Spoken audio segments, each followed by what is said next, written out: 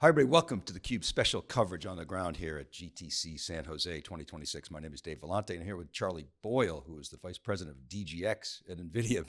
Big week, Charlie. Congratulations on all the announcements and the innovation. For people who weren't able to watch all the coverage, what's the most important takeaway that you want to leave people with from GTC? I think the biggest takeaway is, the Vera Rubin platform, all the new racks that, we've announced, all that working together in an AI factory to dramatically lower the cost of delivering tokens, because the more tokens that you have, the more business you can create, the more opportunities that you can have out there. And with this explosion of the Claw ecosystem, the new applications that you could only ever imagine, I can now build, and now with the power of Vera Rubin and Vera itself, I can now deliver those as a business to drive brand new sources of revenue that were never possible before. I think obviously everybody's familiar with Moore's Law, but I don't think people appreciate the trajectory of the curve that we're on now. You're basically delivering, orders of magnitude improvement in performance literally every year. Is that right? How do you do that? How should we be thinking about the importance of that going forward? It's totally accurate, and just a testament to not only the great hardware designers that we have, but it's a ton of software work. And part of that, we said Vera Rubin is going to be 35x faster than Grace Blackwell, and we fully believe that. And even in the keynote, we were talking about, when Jensen put up 35x last year, and everyone said, you're never going to get that. Independent tests showed we were 50x. And part of that is because the software innovation, we get better every year. But that 35x allows customers, allows companies to do things they couldn't do before. If you can think it, you can build it. And now with OpenClaw, just you and I having an English conversation to a prompt can build an agent to get real work done for us. And that real work can turn into innovation, can turn into new products, can turn into new revenue for folks. So we've gone from sort of density on a transistors on a chip to extreme co-design. Is that the enabler that allows you to be on this 12-month cadence? It is. I mean, it's an absolutely enormous lift. And Jensen a few years ago said we're going to go on a 1-year cadence, and everyone's like, "Are you sure?" We did it. We do it every year. We're going to keep doing it every year. And a big part of that is because the software is compatible. This is the 20-year anniversary of CUDA. This is the 10-year anniversary of DGX. Software that was running on that original DGX1 back in 2016 runs on Rubin today. And it's that compatibility, that software layer that allows us to stay on that 12-month cycle, because as a developer, you just intersect what system you have in that generation, and it's going to be faster, it's going to drive down your cost, but your software is the same. Of course, you can take advantage of new software capabilities, but that allows you to say, I'm going to invest in this platform. The stuff I did 2 years ago still works. The stuff I'm going to do 2 years from now is still going to work. Why are you so excited and at NVIDIA, generally, Jensen specifically, about OpenClaw? Peter Steinberger, he was on the Lex Friedman podcast, 3 hours of going deep as to how he did it. It's just absolutely remarkable. But why is that so exciting to you, and what should people know about it? So all of us, we've all been in technology business for a lot of years. I'm sure a lot of your audiences too. Every single person, I'm sure, viewing this has had an idea. I wish I had an application that did X. I wish I had something that did Y. But most of us as business leaders, even ones that have software developers working for us, you look at that and go, I'm not going to bother them. It's going to take a while. But now with a thought, I could say, I'm going to ask the Claw to do something for me, build me something. And that may change the way I work. Now, I may ask it to build me a report, something, we build and ship systems all over the world, analyze a bunch of this data for me. But then I might show that to my colleagues, and they say, well, hey, everyone in sales and marketing needs that, so now we need to scale it. So that one little thing that I came up with, I still need software developers, because now I got to optimize that. I got to drive the cost down. I got to drive the token economics up on that. And it just makes it possible for ideas that you thought of and threw away because you're like, I don't know if it's going to work. Now I can try that idea, and that one idea could change the direction of your business. NVIDIA's always kind of been a household name, Charlie, because as Jensen said, we as parents funded our kids into get fast GPUs for their gaming. But take us back 20 years to the launch of DGX when you first started with the company. What's that journey been like, and help the audience understand where you've come from and where you're going, how you got here. Yes, I'm not that old. It's the 20th anniversary of CUDA, 10-year anniversary of DJX. Yeah, sorry. No, it's all good. A lot of numbers, a lot of memories. Yeah. In this very San Jose Convention Center, 10 years ago, we showed the world the first DJX-1 behind velvet ropes. We don't want anyone to touch it.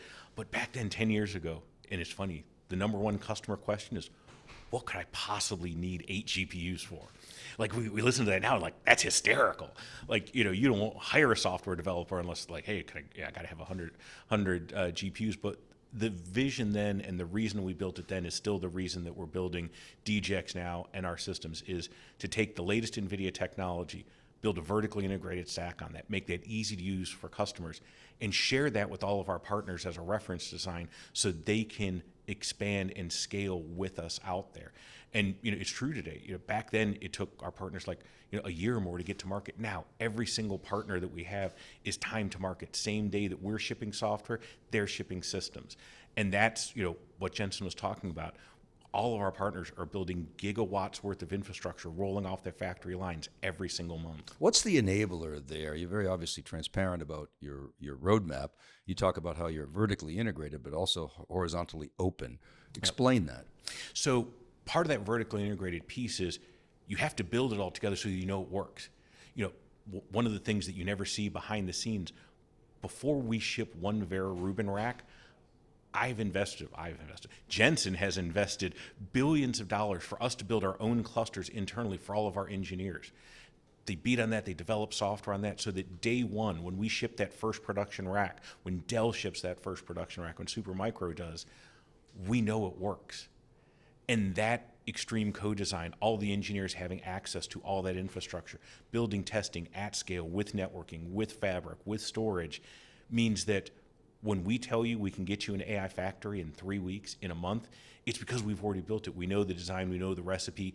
Then it's just, humans putting things in data centers at that point and running tests. Mellanox may turn out to be one of the greatest, if not the greatest acquisition in the history of Jensen the computing feels that industry. way, yes. I feel that way too. And I've seen many of them. I won't bore you with my top 10, but I think I would put Mellanox right up there. Can you explain the importance of that acquisition, generally, but specifically the fabric and how you've evolved the fabric? And so fabric is so important. And funny enough, the original DJX-1s had Mellanox in them. The thing we shipped in 2016 had 4 InfiniBand cards in it, then it up to 8 and everything. Back in 2016, 2017, nobody was clustering anything. But 2018, 2019, we started having the first SuperPODs. We always believed in fabric because we always want any application, any resource you have to be able to get to anything else in your AI factory. And that's the power of fabric. The thing is, almost every developer that's developing on an NVIDIA GPU today, whether it's on-prem or in the cloud, is using a fantastically powerful fabric that they never see, because it's the NVIDIA software, it's CUDA, it's Nickel, it's all of those things that optimize and take advantage of the fabric, but you never see it. And that's the power. That's the best fabric out there. Is it's giving you the power that you need, but it gets out of your way to let you do the work that you want. And that's why Mellanox has been great. We recently, not only do we have InfiniBand, but we have Spectrum-X so that we can scale out an enormous AI Ethernet data center. And that's what next generation fabrics are getting built on. So 2023, 2024, we kind of went from request retrieve chatbots. Yep. Then reasoning came in, which really, kind of drove demand. And now we're going into the agentic age, multiple agents taking action. What does that mean from an infrastructure standpoint? What do you have to do to design to serve that? And then what does it mean ultimately for the end customers? Yeah, I've been thinking a lot about what analogies are like these new types of agents. I just got done building a house a few years ago, and that first request, that first idea that you had, well, that kind of creates your general contractor agent. But then that agent has to spawn sub-agents, specialty agents. They all need access to memory. They all need storage. They all need a sandbox to run. We talked a lot about safety. On that same AI factory, you may be running thousands of agents, but you want to know that your agent is running securely, that my agent's running securely, and then unless we explicitly agree that we're going to talk to each other, that all of our data is separate. Now that used to be humans. Humans used to create data, we create files, save files, but now agents are creating that data, quickly creating, quickly storing, and then also quickly destroying. So not only do we need the agent, the general contractor agent, all the sub-agents, all the security, but we need the storage, the data paths on that to support that machine speed creation, ingestion, monitoring and destruction of data. So you guys nailed the compute, obviously.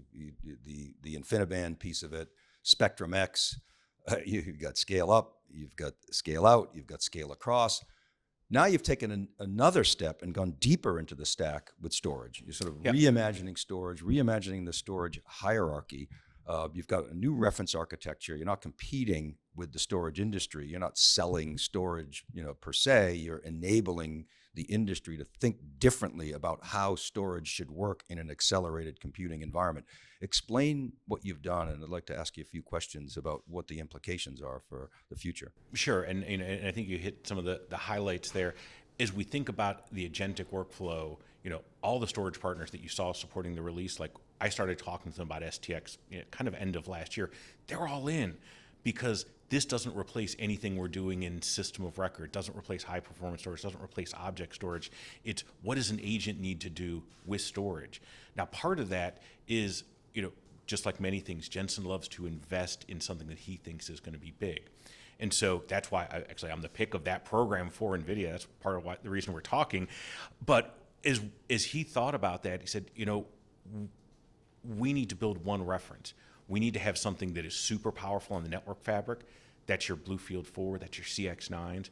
And storage needs an AI-capable processor, and that's Vera. And so in that storage box, not only do you have drives, not only do you have CX9s and BlueField, but you have Vera.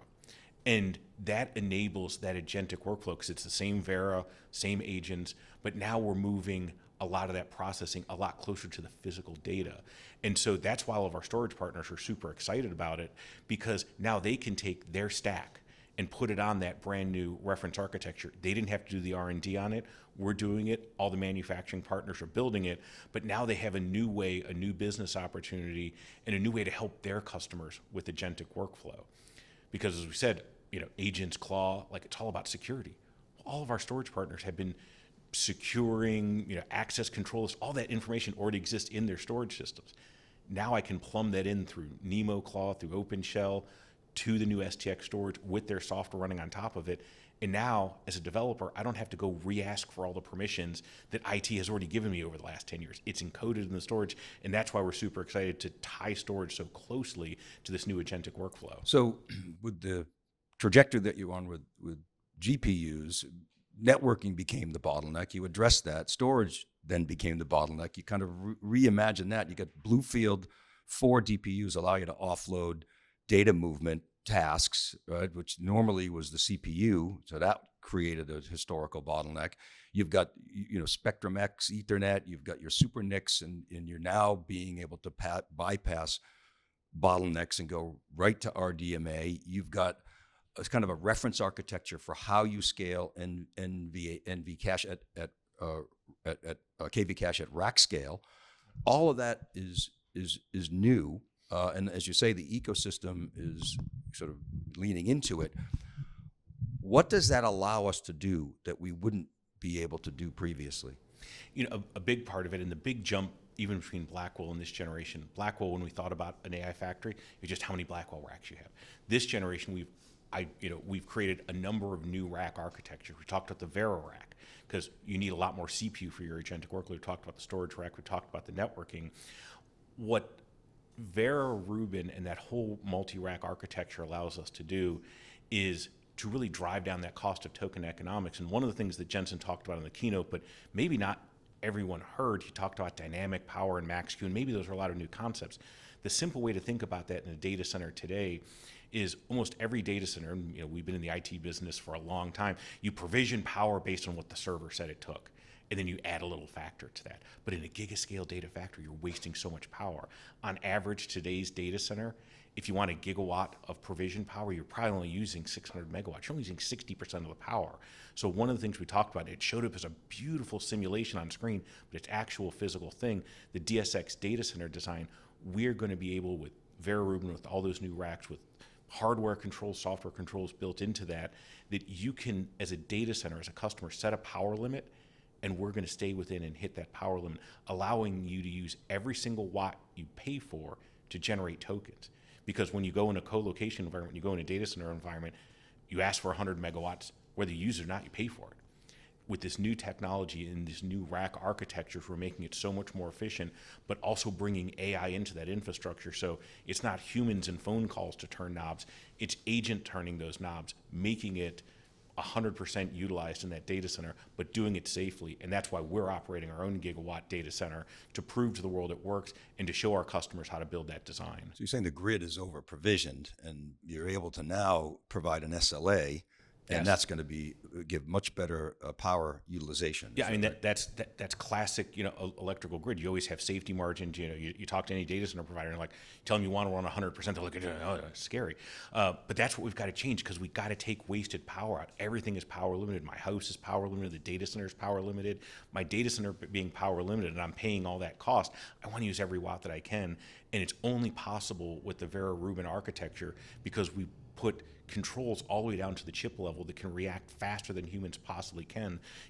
Data in the loop processing automatically, all the way up to AI, all the way up to human in the loop things, but it takes care of all of that for you. And that also drives, you think about it, I can now get, at the same power payment, 40% more GPUs in a data center. How many more tokens can I get out? How much more does that lower my token economics? It's just fantastic. Okay, so you're optimizing obviously for power. What other kind of constraints are you optimizing for? Where are we at with GPU utilization? Where are we with network utilization? Other things that we should be thinking about that you're working on? I mean, the biggest thing, Jensen talked about it, an underutilized GPU is a waste. And so that's why we've added the Vera rack in the environment, because some tasks, you got to wait for the CPU. Well, I'm just going to offload those, so that the GPU can be running at 100% of the time. I can pack more GPUs in the rack as possible from ever before. And one of the things we talked about in that DSX architecture, Max-Q, you run the GPUs a little slower for most of your workload, which gives you the ability to run 30, 40% more GPUs in that same power envelope.